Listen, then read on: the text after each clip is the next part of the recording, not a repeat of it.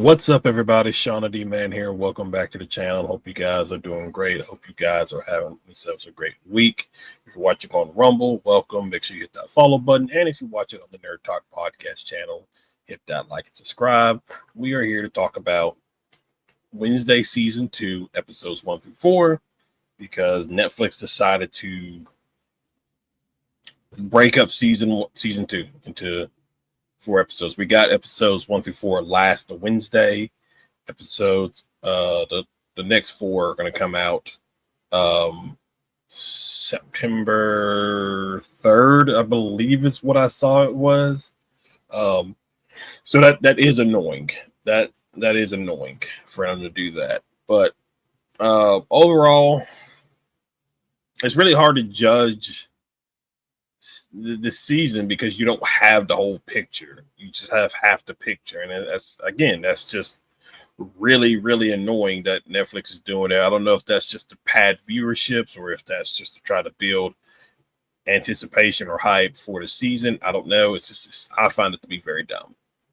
But needless to say, Wednesday season 2, which is a series that I have very much been excited for. I enjoyed. Even though it wasn't perfect, I enjoyed what the first season of Wednesday accomplished. One of the major things I did not like about it, and it seems like Jenna Ortega also didn't like about it, was this whole love triangle that they try to do with Wednesday, Xavier, and Tyler. It just didn't really, it just didn't work. You didn't really need it. Because Wednesday's probably a character that you don't really need to give a love interest to. Now, us is like, just love as in her friends and family, that kind of stuff. Then that's one thing. But as far as a traditional love interest, probably don't need to give her one. Not saying she probably wouldn't have one, but I think this version, you at least right now, you probably don't really need to give her a love interest. So that was a big turn off point of season 1. Another thing was it felt like there was multiple storylines going on in season 1. Like obviously you had the whole mystery of Nevermore, the Hyde stuff, the Gomez past, and like a lot of it kind of filtered back into the overall story of season 2, but it was maybe a little bit messy in how they were trying to tell that story, because it just felt like I think like the Gomez story arc was kind of like, I don't really know if you really need that, but I mean obviously it did play into the season 1, but season 2 through these first 4 episodes have been relatively I've been fine with them. I think if I remember right, reading Jenna Ortega talked about she wanted to get back to like the horror aspect, the macabre aspect of the Addams family. This season, I think is maybe because we're seeing a lot more of them. In season 1, it was the Addams family. They did Morticia and Gomez did show up a little bit towards the middle to end of the season, but no, I was never really like I wasn't really a huge fan of like Catherine Zeta-Jones or Louise Guzman as Morticia and Gomez. Louise Guzman, I'm still kind of but I think because we're seeing a lot more of Morticia this season, not just Morticia, but like Pugsley as well. But I'll get into that. But yeah, we're seeing a lot more Morticia and Gomez in this season. I've kind of like, oh, okay, they're fine. Especially Catherine Zeta-Jones as Morticia. She's definitely, from one of the earlier trailers that I think I did a reaction to, it seemed like she was going to be a part of the story, and she is. And I think that was probably a good thing, because I'm sure I'm not sure how many people really were huge fans of the casting of those two particular characters, but I think us getting a lot more of them in season 2 through these first 4 episodes have been relatively good. I think Gomez is this version of Gomez. He has some very fun and quippy lines that they gave him. I really enjoyed the dynamic of what's going on with Morticia and Wednesday, and to a lesser extent, the grandmother. Obviously, Morticia is staying at Nevermore this year because the new principal, played by Steve Buscemi, is wanting her to run the gala that's coming up, and Morticia's mom is a very wealthy person, and so he wants to try to get Morticia to get a donation from her mother, but obviously there is some bad blood between them at this moment, involving her sister Ophelia that disappeared about 20 years ago in the series. But I think so far I'm really loving what's Catherine Zeta-Jones. I really loved I believe it was episode 3 when they do the whole Camp Outcast, Camp I forgot what the name of the camp was, but the whole sword fighting with Wednesday and Morticia. Really enjoyed that. Those two have been really fun to watch this season. Jenna Ortega and Catherine Zeta-Jones as their respective characters. I really enjoyed it. I very much enjoyed it. We also get Pugsley more involved in this season. Now, Pugsley hit a growth spurt because we take too long to film 8 episodes. So he is, even though Wednesday is the oldest, Pugsley is very tall. He has a side storyline, not necessarily a storyline, but a side plot, or I guess a side quest with Eugene, who was in season 1, who looks like he either they recasted this character, or he also just hit a growth spurt. He's just as tall as well, because this is supposed to take a place a year after season 1, or maybe I'm not sure what the calendar year looks like in that universe, but briefly speaking, it should more than likely take place the following year. So for them to hit these massive growth spurts like this within a year is quite interesting. But they have their own thing with a zombie who looks like to play a much bigger part in the next half of season 2. Season 1, they find a zombie at a tree, just that was based off a ghost story that Ajax was telling them. But there's more to the zombie that is being shown, so it's been interesting on what is the deal with this guy. I'm trying to think who else. The side characters, they're just playing their part. Ajax, Bianca has this whole thing with her mom. She was able to get her out of the cult. So there is like a small thing with that going on, but it's not really like anything distracting. Trying to think what else there is another. So another aspect I kind of like and I find interesting is the Enid and Agnes characters. Not Enid, but Agnes is basically the invisible girl. She can turn invisible, that kind of thing. She is Wednesday stalker. She's a huge fan of Wednesday. She has her red hair and pigtails just like Wednesday, and she very much is trying to kind of get admiration from Wednesday herself. Where on prank day, I think this is like episode 2. On prank day, she goes and kidnaps Enid and Bruno. Bruno is Enid's new love interest of the series. She goes and kidnaps and develops this elaborate plot to impress Wednesday. So it was a very interesting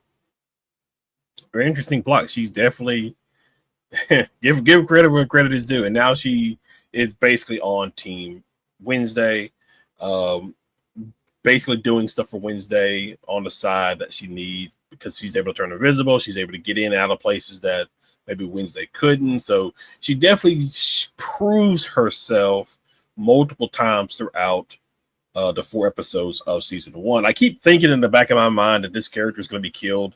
I could be wrong, but we'll see. We'll see what happens with the other 4 episodes. I have seen people talk about Enid and maybe this is mainly on TikTok. Now, TikTok's not the real world, but I've seen people talk about it on TikTok. Not much on. Let me see. I might pull it up. I might pull some stuff up here so we can talk about it.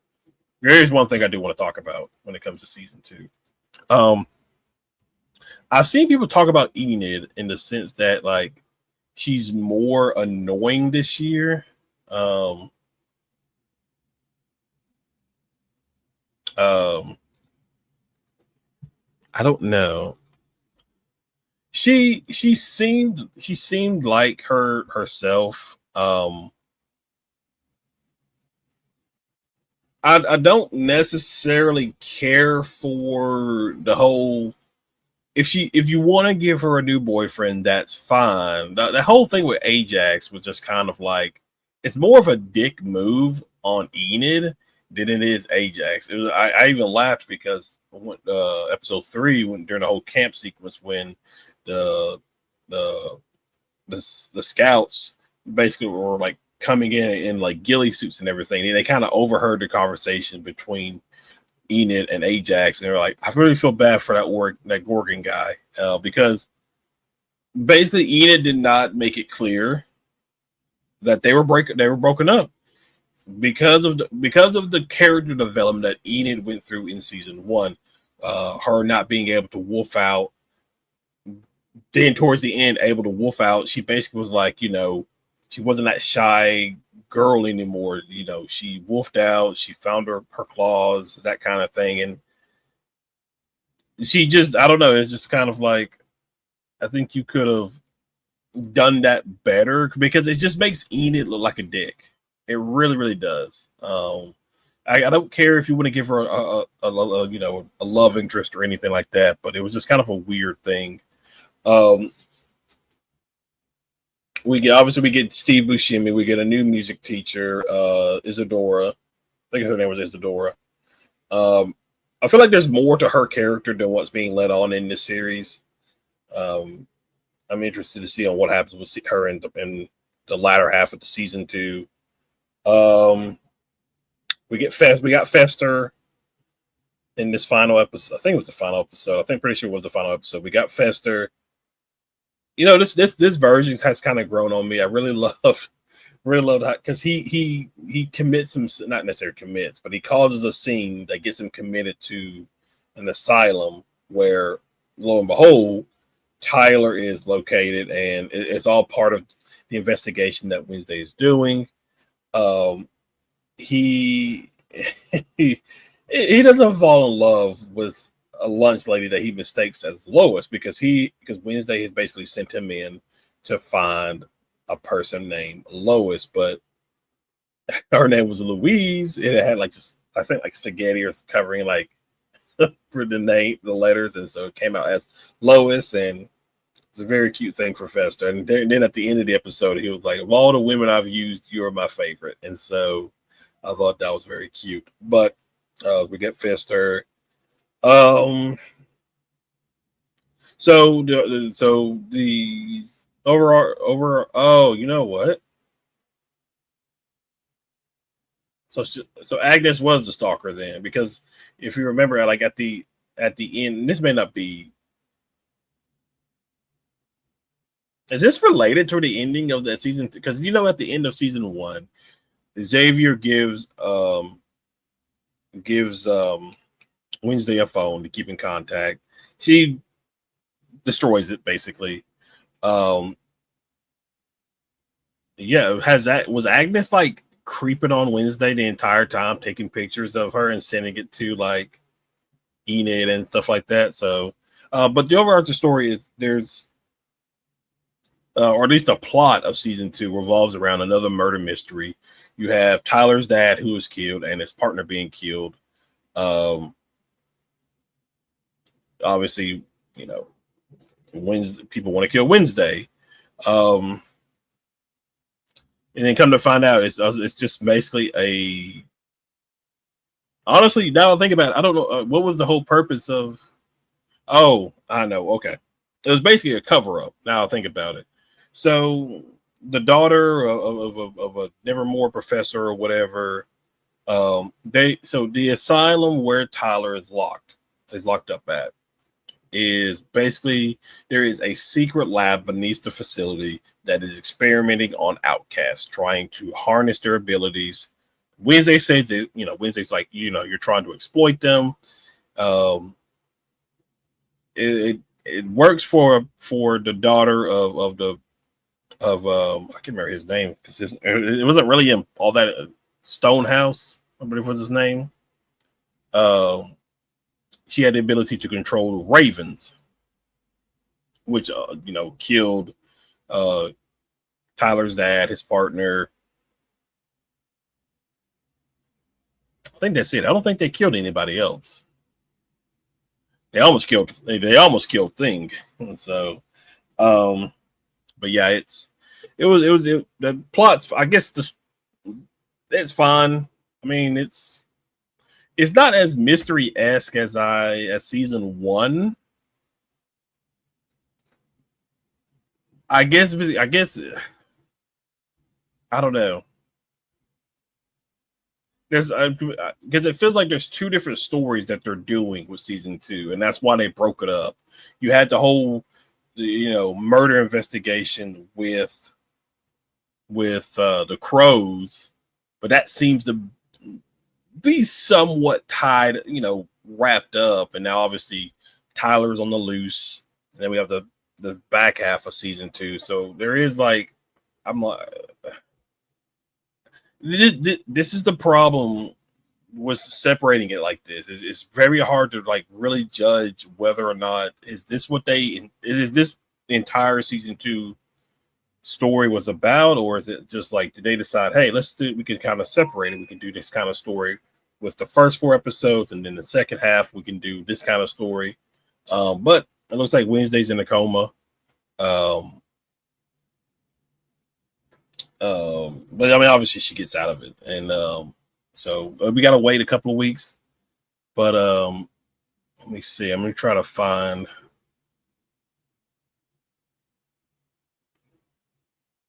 Let me see. We're gonna go because there was let's see. Netflix needs the F off with splitting their seasons of popular shows. They're starting to really, yeah. That's really annoying. Let me see if I can find.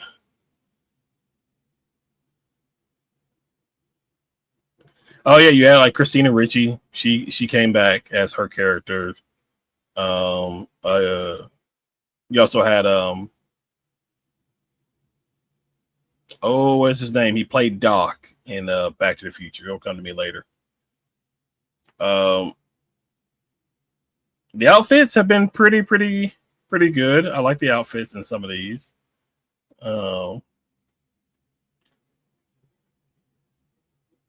Let's see.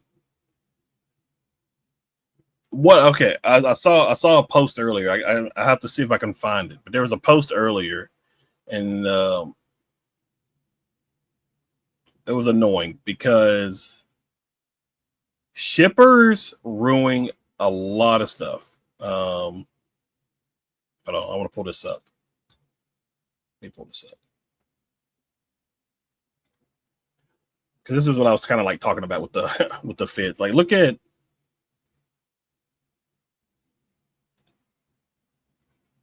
yeah, like look at Morticia's fit. She was vibing this season. Still had the long dress kind of Morticia attire. I thought this was an interesting look. I was like, oh, that's quite a fit when she popped out of the hearse with that on. But really like the outfits that they went with Morticia this season. I like them. Let me see. Anyway, shippers. There was a post I saw earlier, and it was talking about how it's talking about how like they're mad at Netflix about them not shipping Wednesday and Enid together, and this kind of started back in season 1, 2, and it's clear they're not shipping them, which shippers are really annoying. They both. Wednesday doesn't have a love interest. Enid does. And the introduction of Agnes was an interesting little wrinkle that I actually liked because like Agnes was more than willing to help Wednesday with her investigation. Enid, like even at the beginning of season 2, the first episode, Enid was talking about like, oh, this is my freedom era or whatever like that. She was just like, oh, I'm not getting involved, that kind of stuff. And there's like a rivalry going on for Wednesday's not affection, but like friendship, because like there's a moment in episode 4 where Wednesday is laying out the plan because Fester basically got captured. They're gonna go break him out, that kind of thing. And Wednesday's telling everybody, this is what you're gonna do, da da da da da. And Enid's like, what about, like, what do I do? And it's just kind of like it's a little tense because Enid's like, do you even want to be my friend anymore? And Wednesday replies, it's like, that has never been in question. So it's a little bit like a little friendship rift going on. Obviously Wednesday is trying to protect Enid. She hasn't told her about the situation because one of the things that's pivotal, I guess you want to say pivotal, one of the things that is involved with the story is Wednesday's vision. She had visions in season 1. She spent most of her summer reading Goody's spell book, learning as she thought was trying to master her ability, but it looks like that is not the case. But one of the visions she saw at the end of episode 1 of season 2 was a tombstone with Enid's name on it and crows, and Enid talking about how you let me die, Wednesday. And we kind of saw it in one of the trailers. And so let me see. I'm trying to do if there's anything else.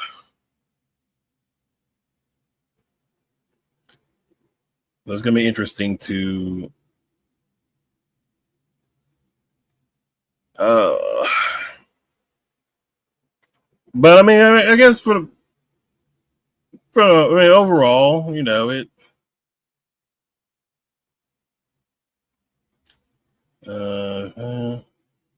trying to see if there's like any other particular.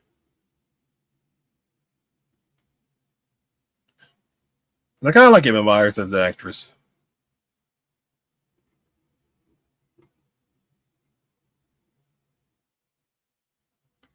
Oh, here we go. Here's one. I don't know if this would count, but so like here's one. This was like a scene in episode 2, De Prankte, but it's like Enid and Bruno, but like kind of shipping-esque, and it's just shipping is so it's just so stupid. It's just so dumb.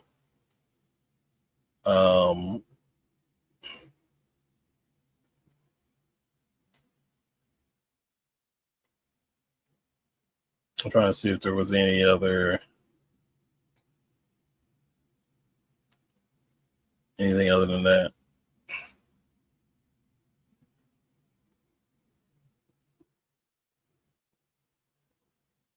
Yeah, it's just somebody said Wednesday season 2 is somehow boring. It's I mean it's okay. Like I don't I'm not sure. I hate people like I hate shippers. Each time I scroll, I'm just like, it just makes me hate them even more. Because it's just dumb. It's just dumb. But I mean, so that's episodes 1 through 4 of season 2 of Wednesday. It's just the next 4 don't come out till September 3rd, so we got a couple of weeks, like what, 3 weeks, 4 weeks before it comes out. So it's a little annoying, but overall, it's really hard for me to like really say if I enjoyed this season when I've only watched 4 episodes and I have to wait 3 to 4 weeks for the next 4 episodes. So it's really gonna be hard for me to really say whether or not I really like this season because they decided to split it up. But we'll find out and see. But that's it. I wanted to do a quick little work. No, I guess this wasn't quick, but I wanted to do a small review of season 2 of the first 4 episodes of season 2 of Wednesday. If you've seen it already, tell me what you think down in the comment section. If you're watching on Rumble, be sure to give a follow, and watch it on YouTube, be sure to like and subscribe. But that is basically it, guys. Thank you for hanging out. Thank you for watching, and I will see y'all in the next video. Y'all have a good one.